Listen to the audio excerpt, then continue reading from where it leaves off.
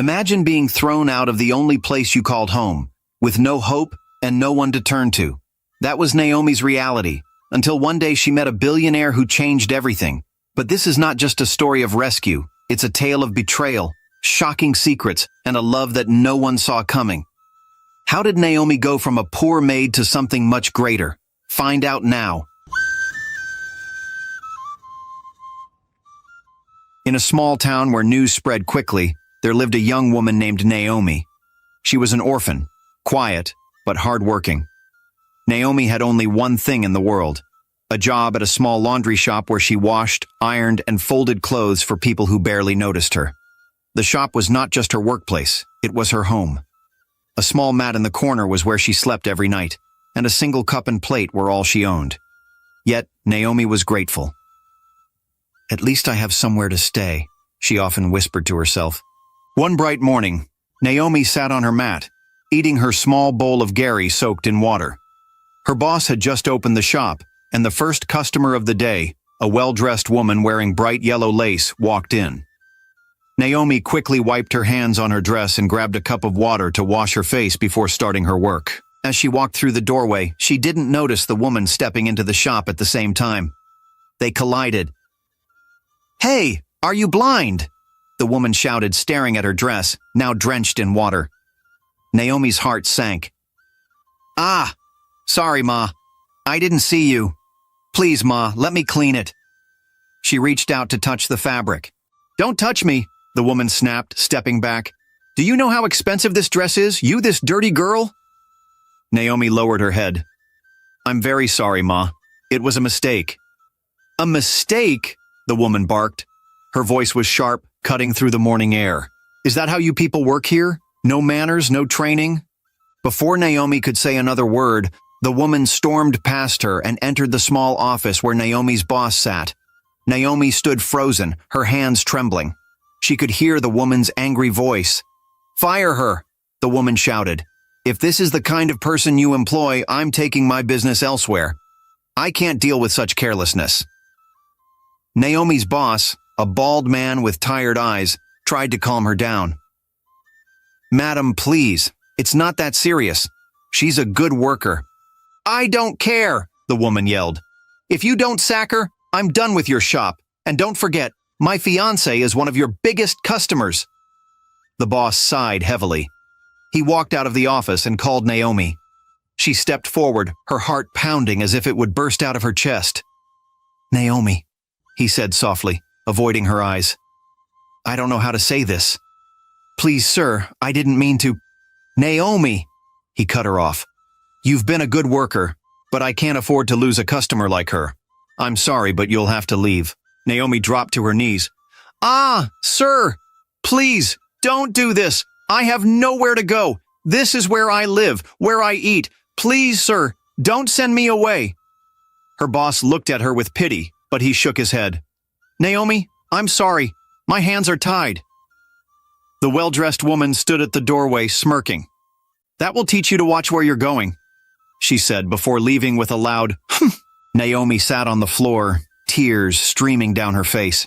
Her world had just crumbled. Where would she go? How would she survive? The day was just beginning, but for Naomi, it already felt like the end. Naomi sat on the floor of the laundry shop, her head buried in her hands. The tears wouldn't stop. She looked up at her boss one last time. "Sir, please.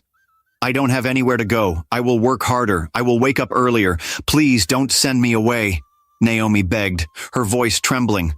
Her boss sighed deeply, rubbing his forehead. "Naomi, it's not about your hard work.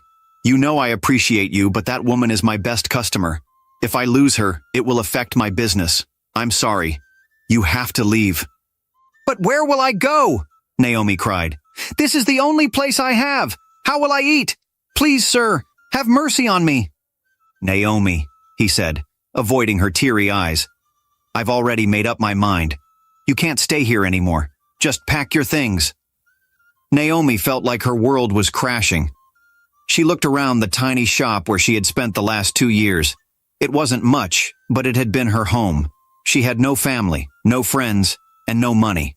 That evening, with nothing but a small bag of her clothes, Naomi walked aimlessly through the streets. The sun had set, and the town was quiet except for the occasional sound of cars passing by. She felt invisible, like the world had forgotten she existed. As she wandered, she saw an uncompleted building. The walls were high, but there were no doors or windows yet. She peeped inside and saw a flat surface of cement blocks. It wasn't safe, but it was better than sleeping on the street. Naomi climbed inside, laid her bag on the cold floor, and sat down. "God, please help me," she whispered. She lay on the floor, using her wrapper as a blanket. The night was long and cold, but she stayed awake, her mind filled with thoughts of what tomorrow would bring. The next morning, the sound of voices woke Naomi. She sat up quickly, startled to see a group of men walking into the building, holding tools and wearing helmets. They stopped in their tracks when they saw her. "Who are you, and what are you doing here?" one of the men asked, his tone firm but not unkind. Naomi stood up, her hands shaking. "Please, sir, I'm sorry. I didn't mean to trespass. I lost my job, and I'm hoping to have the opportunity to work here. Please, I can work. Let me help with the construction.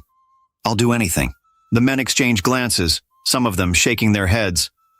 "This is not a job for women," one of them said. "It's hard work, lifting heavy blocks, mixing cement. Are you sure you can handle it?" "I can do it, sir," Naomi said, her voice firm. "I'm strong. Please, just give me a chance."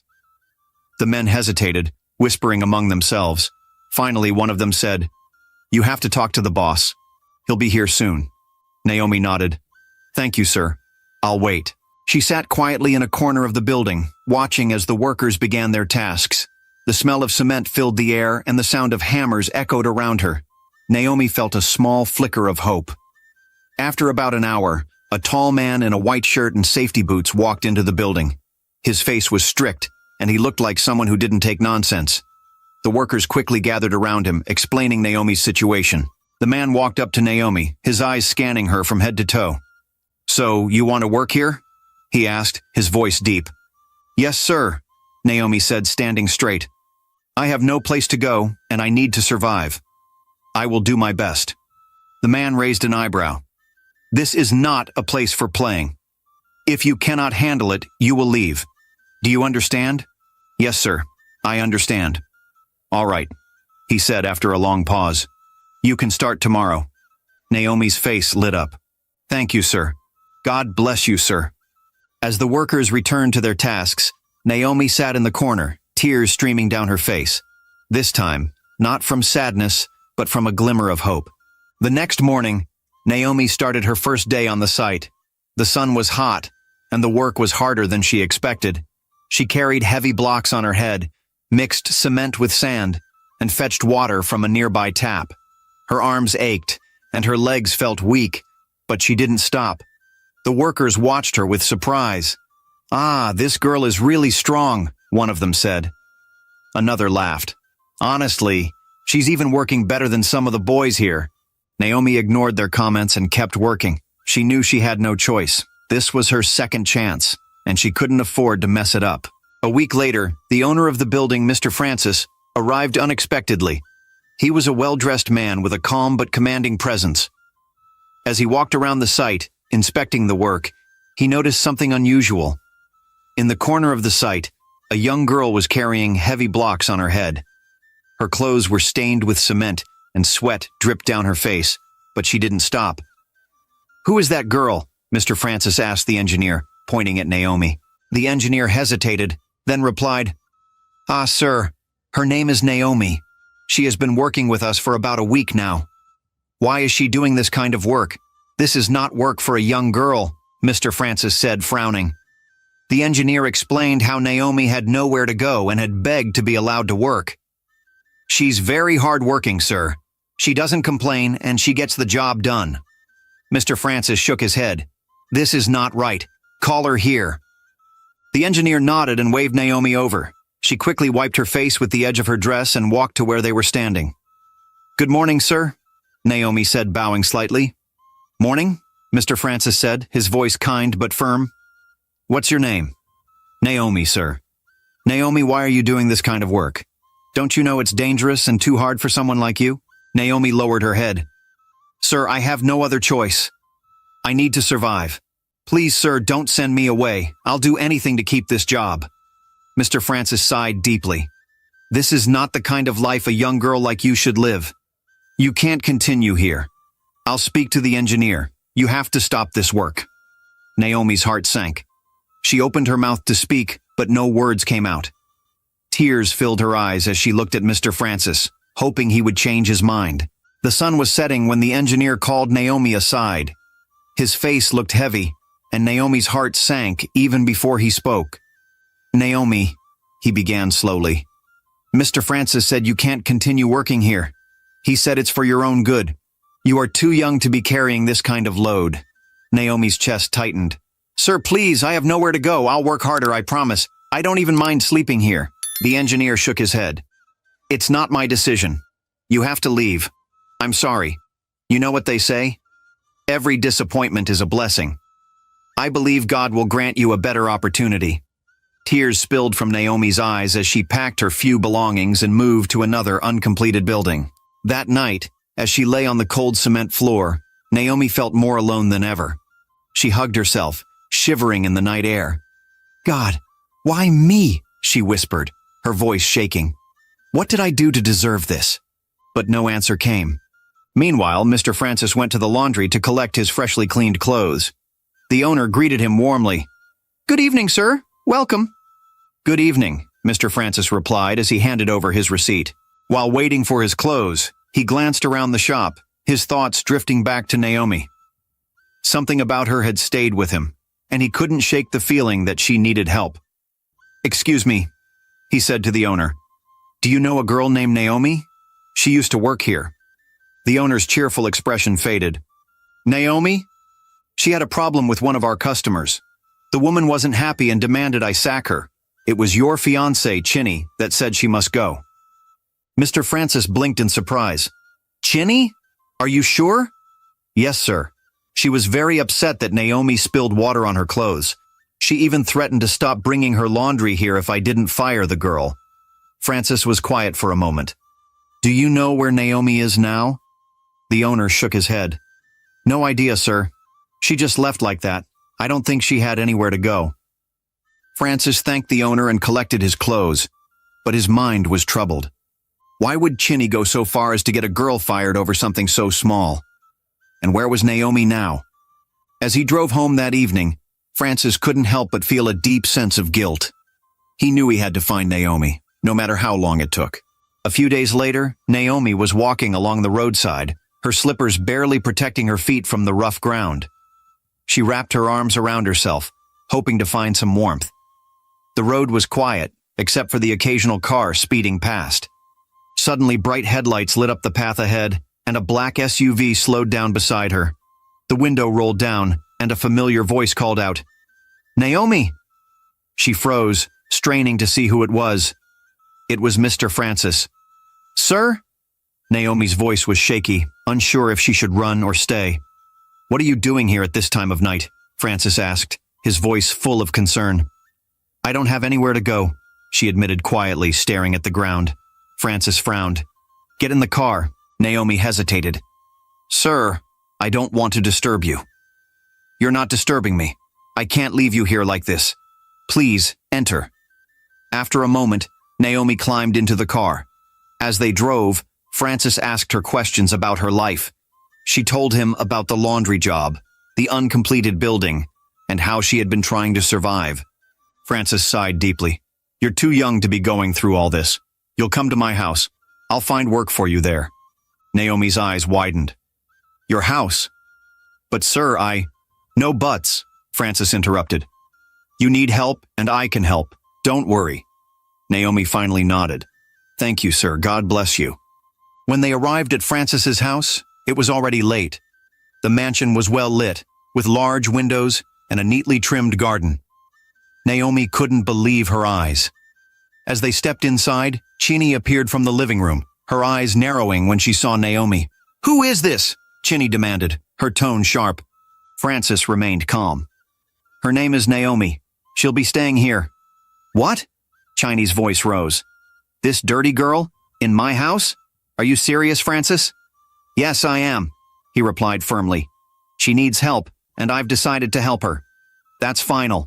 Chiny threw her hands in the air. Francis, have you lost your mind? Do you know what people will say if they see her here? I don't care what people say, Francis said, his voice steady. Naomi is staying. She'll work here and have a place to sleep. Chiny glared at Naomi, who stood silently, feeling like an intruder. This is not your decision alone, Francis. It is now, Francis said. She'll be staying in the guest room. Mr. Francis then showed Naomi to her room. The bed looked soft, and there was even a small window with curtains. Naomi sat down slowly, her heart pounding. As she lay down that night, she couldn't shake the feeling of unease. Chiny's anger had been loud and clear, and Naomi knew that her troubles might not be over yet. From the moment Naomi started working in the house, Chiny treated her like a pest. Every little thing Naomi did seemed to annoy her. Is this how you sweep? Look at the corners. Chiny snapped one morning, pointing at an already spotless floor. I'm sorry, Ma, Naomi said quietly, grabbing the broom to sweep again. Sorry for yourself, Chiny hissed, walking away with a frown. It wasn't just the harsh words. Chiny made sure Naomi felt unwelcome in every way. She refused to let Naomi eat most of the time, saying, This house is not a free-for-all. If you're hungry, manage whatever you brought from outside. One night, Francis came home earlier than usual and found Naomi sitting by herself in the kitchen, staring at an empty plate. Naomi, have you eaten? He asked. Naomi hesitated, then shook her head. No, sir. Why not? There's food in this house. Naomi lowered her gaze. Madam said I shouldn't eat. Francis's eyes darkened. He stormed into the living room, where Chiny was scrolling through her phone. Why are you starving her? He demanded. Chiny didn't even look up. I don't know what you're talking about. Don't pretend, Francis said firmly. Naomi is here to work, not to suffer. Go and serve her food now. Chiny laughed bitterly. You're making this girl too comfortable, Francis. But fine, if that's what you want.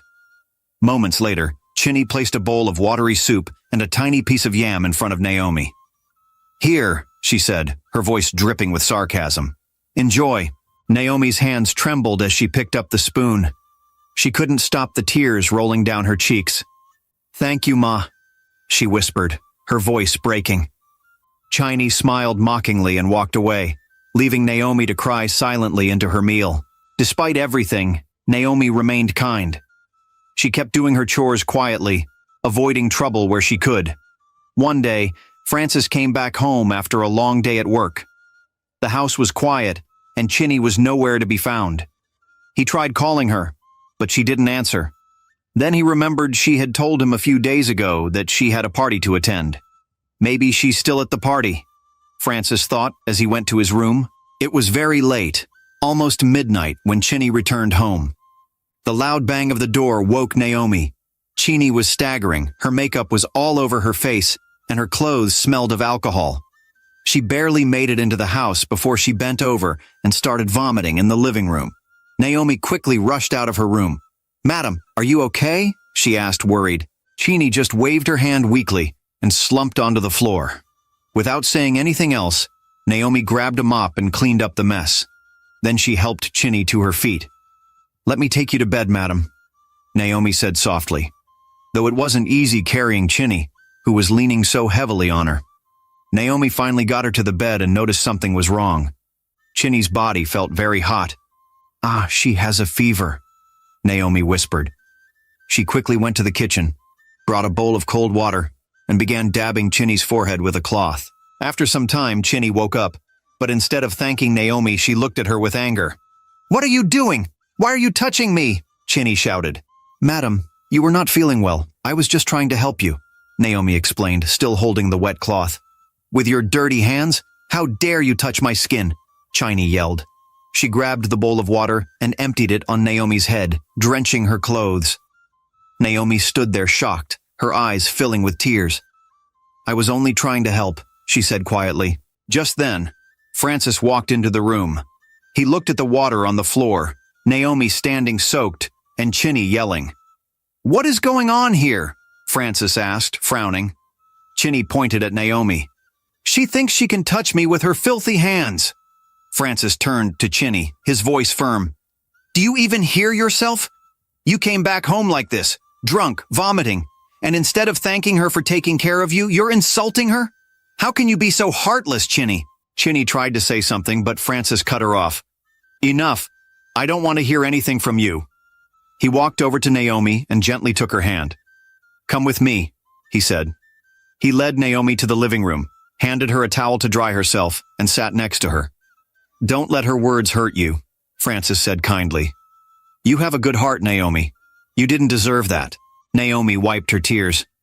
I was only trying to help, sir. I didn't mean to make her angry. Francis looked at her and smiled softly. You did nothing wrong. You're better than her in so many ways. As they sat there, something warm and unspoken passed between them. Francis couldn't stop thinking about Naomi's kindness, and Naomi felt safe in his presence. It was a moment neither of them would forget. Francis had always been a busy man, so he rarely paid attention to small details at home. But lately, something had changed. Every evening when he came home tired, Naomi would meet him at the door with a warm smile. Welcome, sir. How was your day? She would ask gently. At first, Francis only gave short answers. It was fine, or busy as usual. But Naomi's genuine interest made him pause one evening. It was stressful, honestly, he admitted. Too many meetings. Naomi nodded with understanding. Sorry, sir, you've been working hard. Would you like me to make you some tea? Francis blinked. It was such a simple gesture, but it touched him deeply. Yes, please, that would be nice. As Naomi disappeared into the kitchen, Francis couldn't help but think about her. She was always so calm and respectful, even when Chinny was harsh. Unlike Chinny, who rarely asked about his day or showed concern, all she does is demand money to fund her frivolous lifestyle. But Naomi's kindness stood out.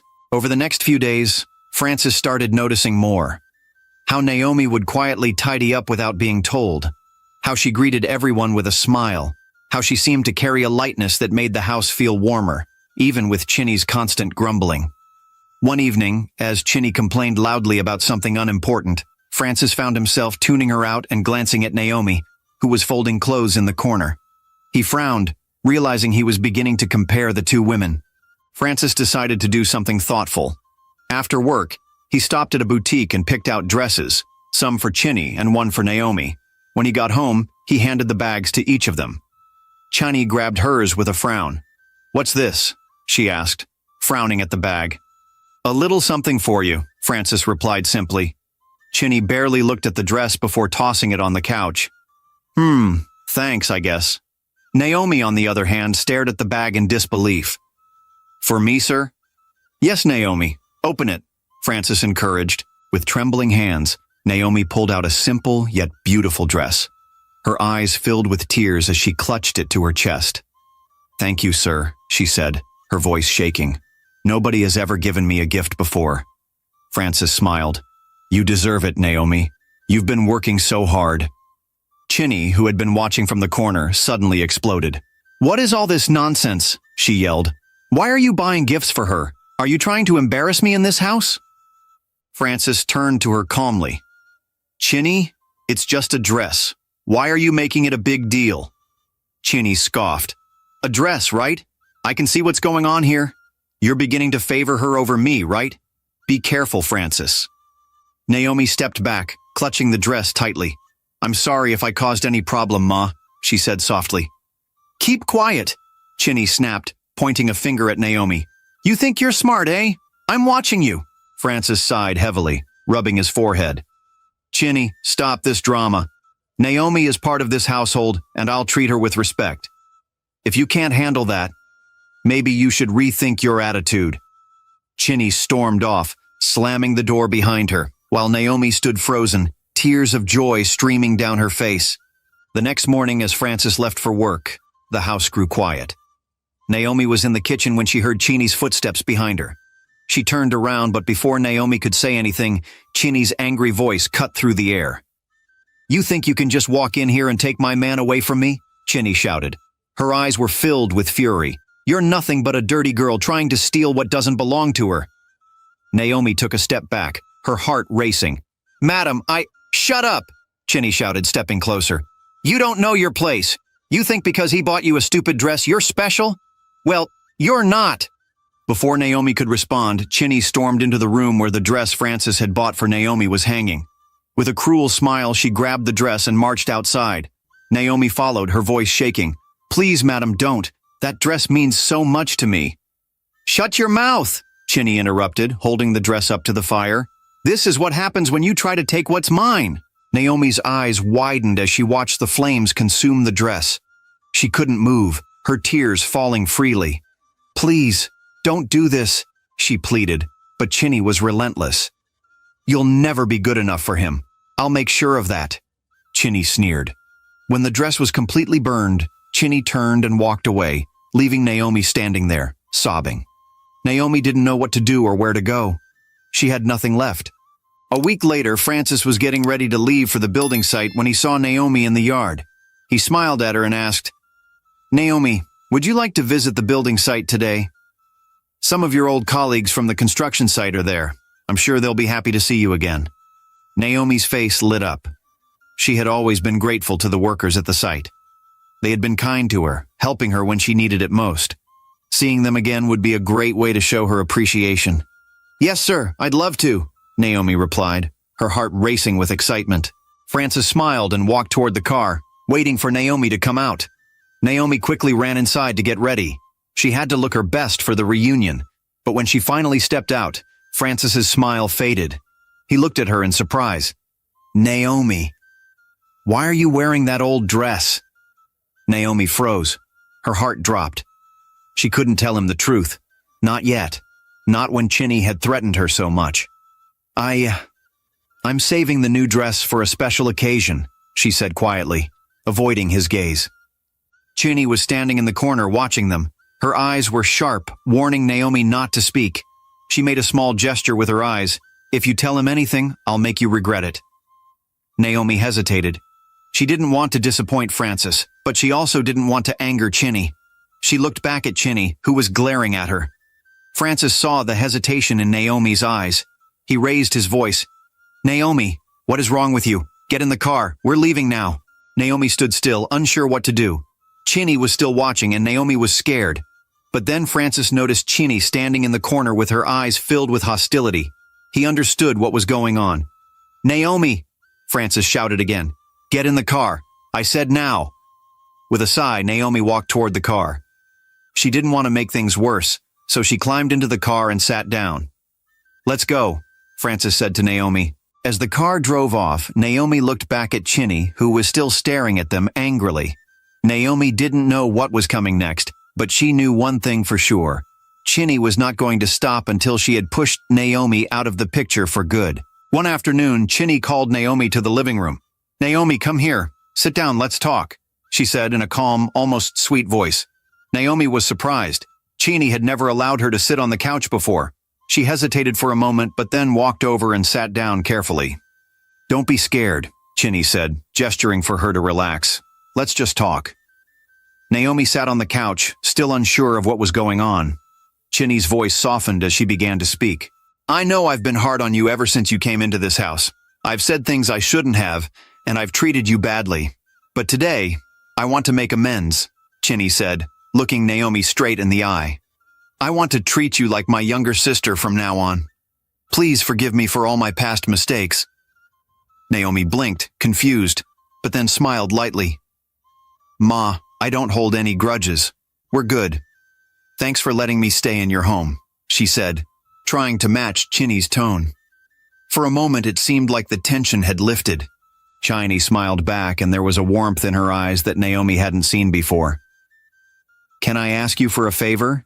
She asked, her voice gentle. Anything, Ma? Naomi replied, eager to keep the peace. Chinny smiled. I'm not good at cooking. Can you make some noodles for me? Naomi's face lit up. She was happy to do something for Chinny, especially since things seemed to be improving. Of course, I'll make it right away. She hurried to the kitchen and cooked the noodles, bringing a bowl to Chinny when it was ready. Chinny looked pleased as Naomi set the bowl in front of her. Then Naomi excused herself and went to her room, thinking everything was fine. A few seconds later, she heard Chinny's voice shouting from the living room. Naomi's heart skipped a beat as she rushed out to see what had happened. Madam, what happened? Naomi asked, her voice trembling. Chini was standing, her face twisted in anger. So you want to poison me? She yelled. What did I ever do to you? Naomi's mouth fell open in shock. Madam, I didn't put anything into your food. Please, believe me, she said, trying to stay calm. Chini pointed an accusing finger at Naomi, tears streaming down her face. I saw you with my own 2 eyes. You put something in my food. This wicked girl wants to take my life, she cried out, looking at Francis as he walked into the room. Francis was confused, looking between the 2 women. What's going on here? He asked, his voice tense. Chini cried louder, pointing at Naomi. Look at her. She's the one. She's trying to poison me, she shouted, practically wailing. Naomi stepped forward, trying to explain herself. Madam, I swear, I didn't put anything in your food.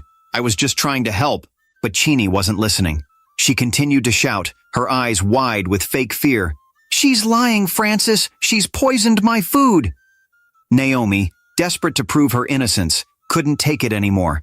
She grabbed the bowl of noodles that Chini had barely touched, and without a second thought, ate a large spoonful in front of them. There. You see? Naomi said, swallowing the noodles. There's nothing in your food. I didn't poison you. But before she could finish speaking, Naomi felt a sharp pain in her stomach. She doubled over, clutching her belly as the room spun around her. Naomi! Francis shouted, rushing toward her as she fell to her knees, gasping for air. What's happening? Are you okay? Naomi screamed in pain, her vision blurring. I don't know. It hurts, she cried, tears streaming down her face. Chini stood at the side, watching Naomi in silence. Then a wicked smile appeared on her face, and she started to laugh. I told you, Francis, she said, almost happy. I saw her with my own eyes. She poisoned the food. Francis was in a panic. He turned to Naomi, who was now lying on the floor, clutching her stomach, her breathing shallow. Naomi, he shouted. Hold on, I'm taking you to the hospital. He scooped Naomi up in his arms and rushed out of the house, his mind racing. He couldn't believe what was happening. What had Chini done? Was this all a trick? Naomi slowly opened her eyes in the hospital bed. The soft beeping of the machines was the first thing she heard. Francis was sitting beside her, holding her hand tightly. His face was filled with worry, but when he saw her awake, his eyes softened with relief. Naomi, you're awake. Thank God, he said, his voice shaky. Naomi tried to smile but was still weak. What happened? She asked quietly, her voice barely a whisper. You collapsed after eating the noodles, Francis explained. But you're okay now. The doctor said you're going to be fine. Naomi closed her eyes again, remembering the pain and how Chini had accused her. She felt tears welling up inside, but she didn't say anything. Francis looked at her with serious eyes. Naomi, I have to tell you something. He paused. I checked the living room cameras. Chini did something terrible. She set you up. Naomi looked at him in shock. What do you mean, sir? Chini. She put something in that food to make it look like you were poisoning her, Francis said, his voice growing harder with each word. I saw it all on the footage. She's the one who did this. Naomi stared at him, stunned. But why? What did I do to deserve this? Francis looked down, his heart heavy. I don't know, but I will make sure she pays for what she did. With that, he stood up and left the room, his mind set on confronting Chini. When he got home, he didn't hold back. He walked into the living room where Chini was seated. Pack your things and leave my house, Francis said. What's going on? Chini asked. Don't pretend you don't know, Francis replied. There's a camera in this living room and I've seen everything. If I call the police, you'll be in big trouble, so just leave. With that, Francis turned and walked away, leaving Chini standing there trembling. She knew there was no way out now. Ashamed, she quietly gathered her things and left, her head hanging low. Days passed, and Naomi slowly regained her strength. She was back in the house, resting in the room that Francis had prepared for her. Francis came to her one afternoon, sitting by her side with a smile on his face. Naomi, he said gently, I just wanted to tell you how much I appreciate you. You didn't deserve any of this. You're a good person, and I want to make things right. Naomi looked at him, still not fully understanding what was happening. "I'm just glad I'm okay," she replied softly. "You are more than okay," Francis continued. "I've been thinking a lot about your future. You told me you wanted to go back to school, right?" Naomi nodded slowly, unsure of where he was going with this. Francis smiled, his eyes shining with kindness. "I've already spoken to the right people, and I've made sure you're enrolled again. I'll help you with the fees. Whatever you need, I'll be here to support you. This is your chance to chase your dreams." Naomi's eyes widened. "You're serious?" "Of course I am," he said, his voice firm but warm. "You deserve every opportunity, Naomi. I believe in you." Tears filled Naomi's eyes as she looked at him, feeling overwhelmed with gratitude. "Thank you, sir. You don't know how much this means to me." "You don't have to thank me," Francis said, his voice filled with sincerity. "You're family now, and family takes care of each other." Naomi smiled, feeling a warmth she had never felt before. For the first time in a long time, she felt like she had a real chance at a future where she could finally be free of fear and doubt. And with Francis by her side, Naomi knew she could do anything. She wasn't alone anymore. One evening, Francis sat in the living room, lost in thought. Naomi walked in to ask if he needed anything. Her simple smile and gentle voice always had a way of calming him. "Naomi," he said, looking up at her. "Yes, sir," she replied, standing respectfully, her hands clasped in front of her. "Come and sit," Francis said, patting the seat beside him. Naomi hesitated but eventually sat down. For a moment he didn't say anything, just looking at her. Then he spoke, his voice soft but firm. "Naomi, you've been through so much, yet you're always kind. You never complain. Your humility, your strength, it amazes me." Naomi blinked, surprised. "Sir, I'm just doing my best." "No, it's more than that," Francis said, his eyes meeting hers. "You've changed my life in ways I didn't expect. And I think I've fallen in love with you." Naomi's eyes widened. She was speechless. "I know it's sudden," Francis continued, "but my heart has never been this sure about anything." "Sir," Naomi started, her voice trembling. "You're a big man. I'm just—" "Don't say that," Francis interrupted gently. "It's not about where you're coming from. It's about who you are. And you, Naomi, are extraordinary." Naomi looked down, her heart racing. She didn't know what to say. "Take your time," Francis said. "But I just wanted you to know how I feel." A few months later, Francis called Naomi into the living room. This time he wasn't sitting. He was standing, dressed neatly, holding a small velvet box in his hand. "Naomi," he began as she walked in, her heart pounding, "I've made up my mind. I want you to be my wife." Naomi gasped. "Sir, are you sure?" Francis smiled. "I've never been surer about anything in my life. You're everything I've been looking for." Tears filled Naomi's eyes as she looked at him. "But I don't know how to be a wife. I don't know how to live like you." "We'll learn together," Francis said, taking her hands in his.